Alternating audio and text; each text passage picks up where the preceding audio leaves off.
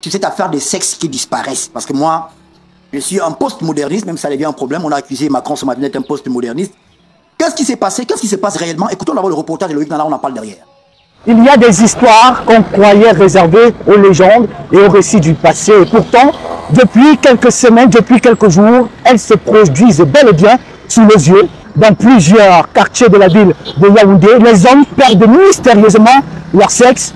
Des vidéos circulent, des arrestations se multiplient, phénomènes réels ou alors pratiques occultes. Vous allez découvrir dans ce reportage ce que peu de témoins acceptent de raconter et ce que certains spécialistes redoutent de dévoiler. Ces scènes se répètent dans la ville de Yaoundé. Dans presque tous les quartiers, chaque semaine, de nouveaux cas, des hommes qui affirment avoir perdu leur sexe, parfois en pleine rue. Après une poignée de main en contact furtif, les suspects sont rapidement arrêtés, frappés, accusés d'avoir utilisé des techniques occultes pour voler la virilité de leur victime. Ici, on a rappelé du bateau de Bangala à Mendang. On est criminel ici. Au point, le gars c'est moi qui vous fait des gens comme ça. Il a fait disparaître le Bangala. Les images captées par les plateformes envahissent les réseaux sociaux. Et derrière chaque vidéo, une réalité glaçante, celle des victimes traumatisées et des coupables présumés qui eux-mêmes ne comprennent pas toujours ce qui leur est reproché. Attends, tu dis que ça, hein? Quand tu vas disparaître, c'est revenu. Ou bien c'est parti. Il a touché, oui. Mais c'est devenu petit. Il a touché, c'est-à-dire qu'il a arrêté comment appuyé. Tu m'appuies le machine. Et toi tu vois les bangala. Attends, oui, c'est au 4 mètres. Ils sont au niveau de... On parle, il n'est pas bas. Parmi les victimes, nous avons rencontré certaines qui acceptent de témoigner. Malgré la peur, cet homme que nous avons décidé de surnommer Fabrice a vu son sexe disparaître en quelques secondes après avoir serré la main de l'inconnu. Son témoignage est bouleversant. Dans le taxi, quand un monsieur est venu me voir pour me demander la route qui menait à Bimassi, au préalable, il m'a salué par politesse. Après lui avoir indiqué la route, quelques instants plus tard, je ressens comme un froid au niveau de mes parties intimes. Quand je touche, et je constate que mes parties intimes ont disparu. C'est comme ça que pris de panique, j'alerte la population et on réussit à mettre une main sur le monsieur. Depuis lors, celui-ci n'arrive même plus à sortir. Aujourd'hui, il a peur de ses propres frères. Depuis que ça est arrivé, j'avoue, je suis très méfiant. J'ai peur de saluer les gens, tout le monde, même mes propres frères. Il y a déjà cette méfiance-là. Même à la maison, vous demandez aux gens de faire attention à l'extérieur? Bien sûr, vu que j'ai été victime, j'en ai été victime.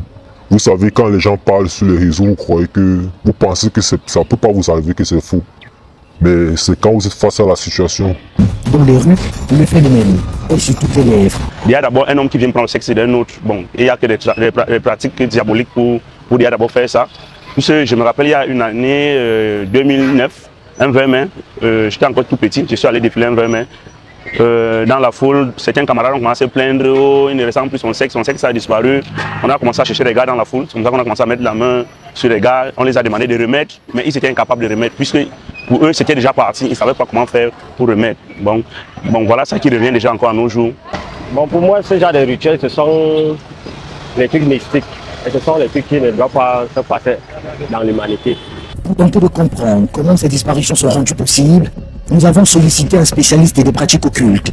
Un homme qui connaît les mécanismes invisibles de ce type de phénomène. Il a accepté de nous livrer son éclairage. Par rapport à la disparition des sexes des gens auxquels les gens font face, oui, est-ce que c'est possible? Je vais d'abord dire oui, c'est possible. Pourquoi? Parce que l'homme sorcier maléfique qui a la capacité d'avoir un certain nombre de pouvoirs, parce qu'il a ces éléments, il maîtrise ces éléments, il est donc possible, parce que l'exemple, quand on dit qu'on a mangé quelqu'un dans la sorcellerie mystiquement, oui, il est possible parce que quelqu'un a la capacité de manger mystiquement à travers un certain nombre de rituels. On va parler de la manducation par exemple. Donc quelqu'un te mange à l'intérieur, va donc simplement te positionner face à une réalité, c'est-à-dire ça peut être un accident, on va simplement dire que c'est un accident, ça peut être une bagarre, on va simplement dire que c'est une bagarre, ça peut être une dispute, on va simplement dire que c'est une dispute, c'est quelqu'un qui a dit tu vas voir et quelque chose t'arrive. En réalité, on t'a déjà mangé mystiquement. Il est donc possible que quelqu'un a les capacités d'avoir un certain nombre d'éléments, un certain nombre de choses, et il va donc retirer ou récupérer ton sexe.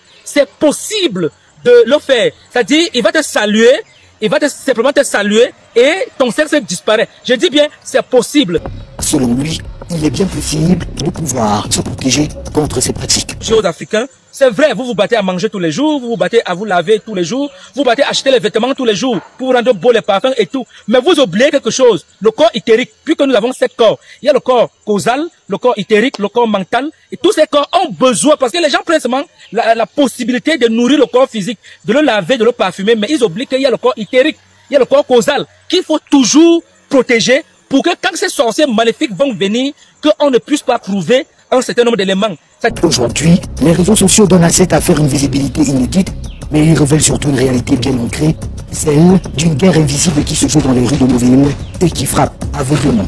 Alors que les autorités appellent au calme, les victimes, elles, attendent des réponses. Comment se protéger? Qui sont les responsables et surtout, jusqu'où ira ce phénomène? Une chose est certaine, tant que ces pratiques existeront, tant que ces disparitions seront possibles, la peur continuera de ronger les esprits et les gestes les plus simples deviendront des rituels de méfiance.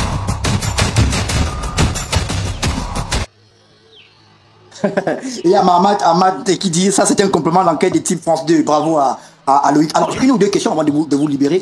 Le type, quand vous le rencontrez, le sexe est toujours en villégiature ou il est revenu? Alors, lorsque nous avons rencontré celui que nous avons décidé d'appeler Fabrice, il était déjà en possession de son sexe. Il était revenu? Oui, mais je vais vous révéler quelque chose ici. Il dit que le sexe est revenu, mais ce n'était pas la même taille.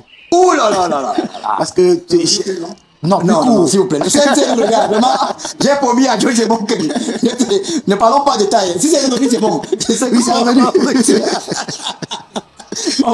Parce que moi, la question que je me suis posée, j'ai posé la question en rédaction hier, quand il s'en va, parce que si vous perdez votre œil, il y a un trou. Oui. Le sexe qui part, qu'est-ce qui reste? Passez-moi le numéro du monsieur. Le sexe a disparu. Quand il revient, comment se font les terminaisons nerveuses? Comment le texte se connecte? C'est la manducation. Comment les... Je ne peux pas mieux vous expliquer. Merci à vous, Loïc. Est-ce qu'on peut applaudir pour accueillir Taf sur le plateau? Notre partenaire qui nous rejoint, Taf François Bikoro. Bonjour. Bonjour. Est-ce que vous vous souvenez encore de votre bonjour? J'ai d'accord l'histoire.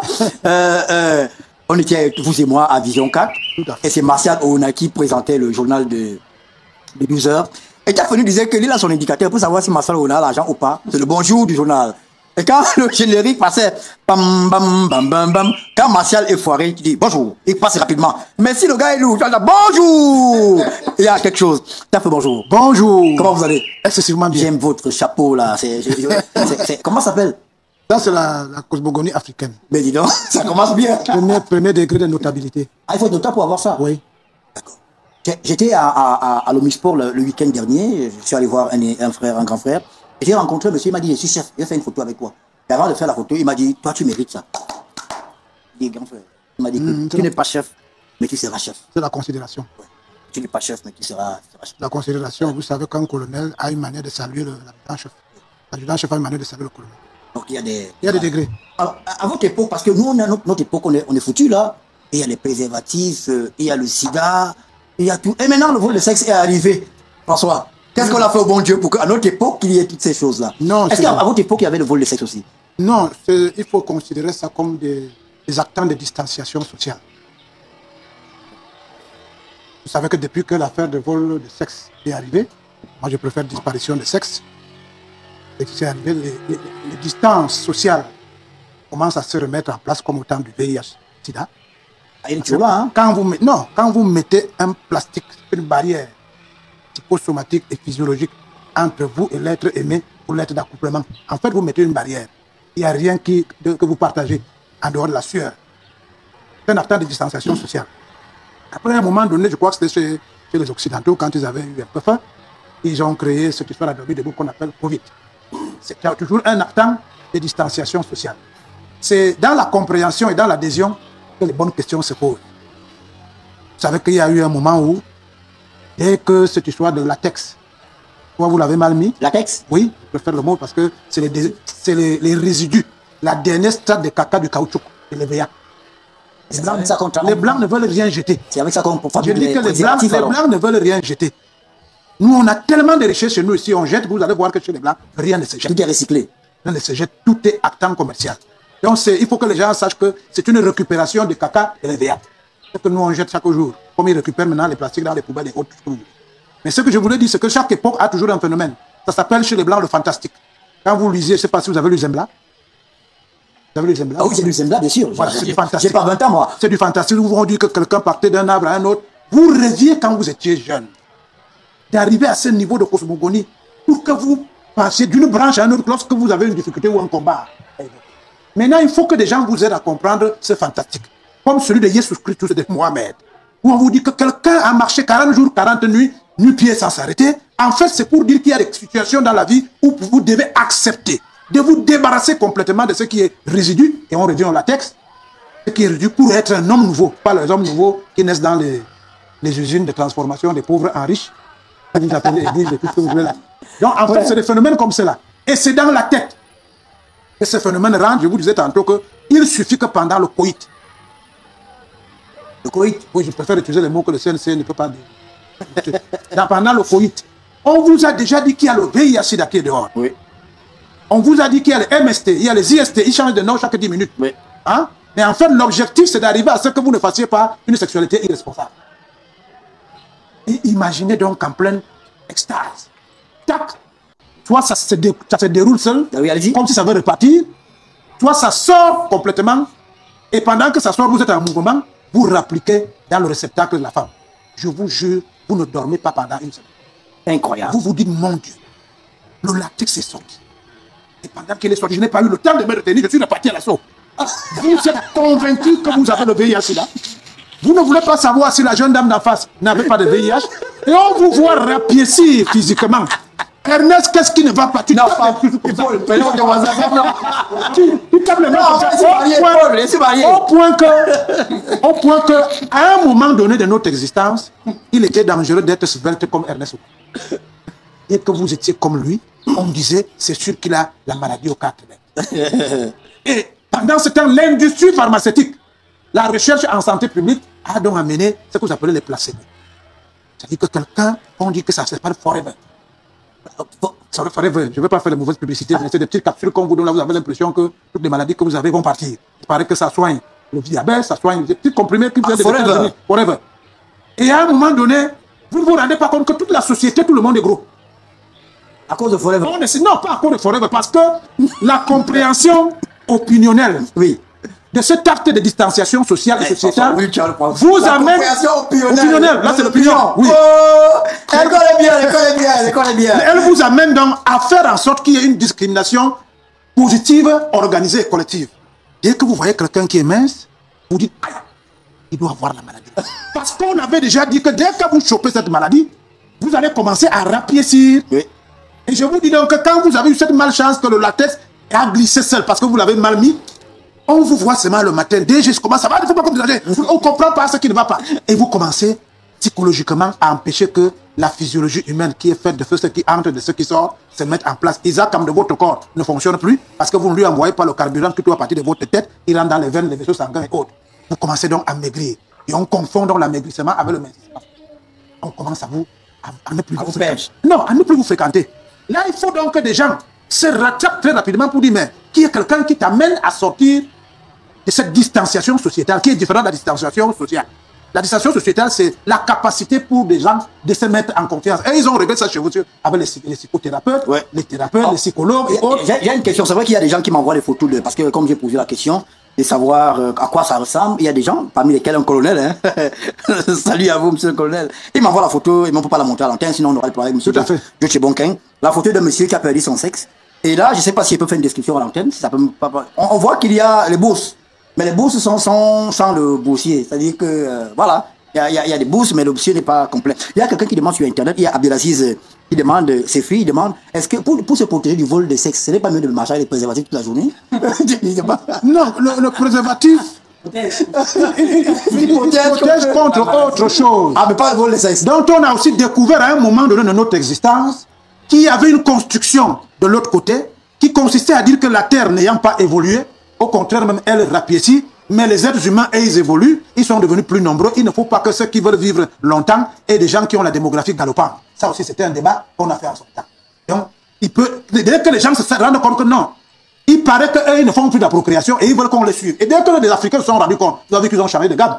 Ils ont commencé à créer des êtres humains atemporels, dont on ne peut pas prononcer ici, mais ça a 4 lettres LG, BPT, comme pour scan sexuel. Mais ce que je voulais dire, c'est que c'est psychologiquement que ça vous attrape d'abord. Ouais.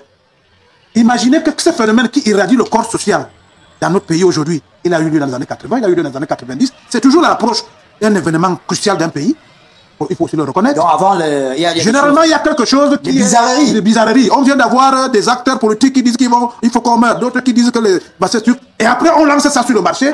Vous allez accentuer le degré de distanciation que vous avez vis-à-vis de votre voisin. Ouais.